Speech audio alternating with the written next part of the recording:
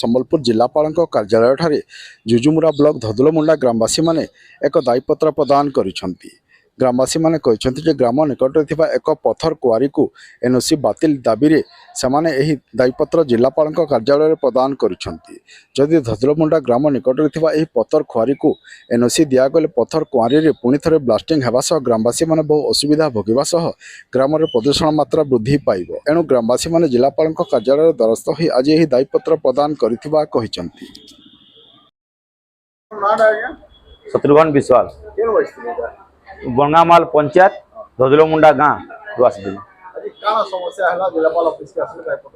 समस्या बेले आमर गाँव में नोटिस छपाई गोटे आम गाँव में पुराना कुआरी थी से कुआरी के फिर मैंने रिओपन करवा लगी चाहूले एनओसी लगी मागिछ एप्लाई कराई